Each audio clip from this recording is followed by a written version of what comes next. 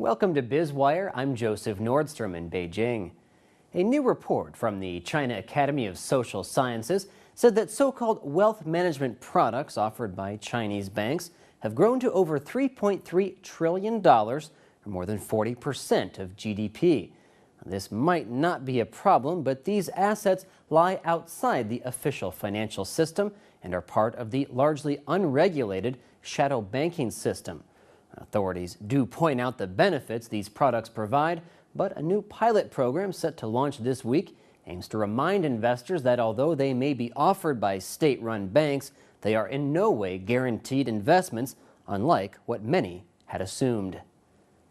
The Academy is a government think tank which said that by operating outside the regulatory system, shadow banking has helped depositors get better returns, provides capital that is critical for small businesses, and promotes the reform of China's interest rate liberalization.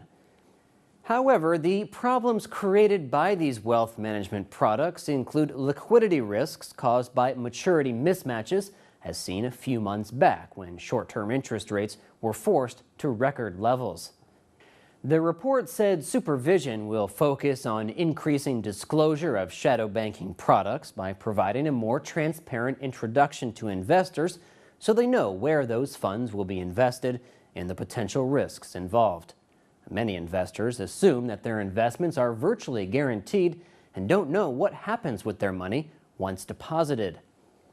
Reuters writes that policymakers have warned that such a high level of moral hazard has been built into the wealth management industry that if a product failed to pay out as promised, banks would face enormous pressure to compensate investors, even if they were not legally required to do so.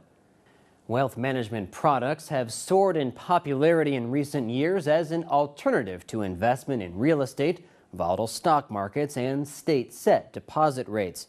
Most are short-term savings vehicles, often created by third parties, but then issued through banks.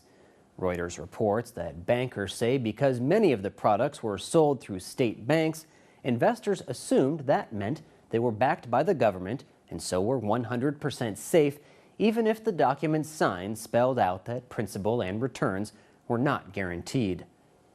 The rising popularity of the WMPs have increased worries of too much credit being directed into speculative investments, which analysts say could pose a risk to the financial system. Under the pilot project, the China Banking Regulatory Commission, or CBRC, will allow 11 banks to sell asset management plans directly to customers. The approved banks include Industrial and Commercial Bank of China and China Construction Bank, China's two largest banks by assets, as well as Bank of Communications, the fifth largest.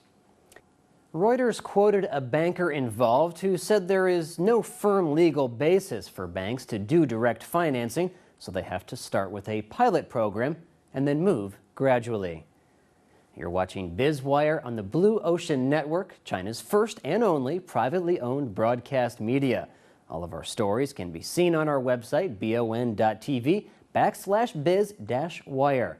In just a second, we'll continue with more insight into the big picture of China's economy.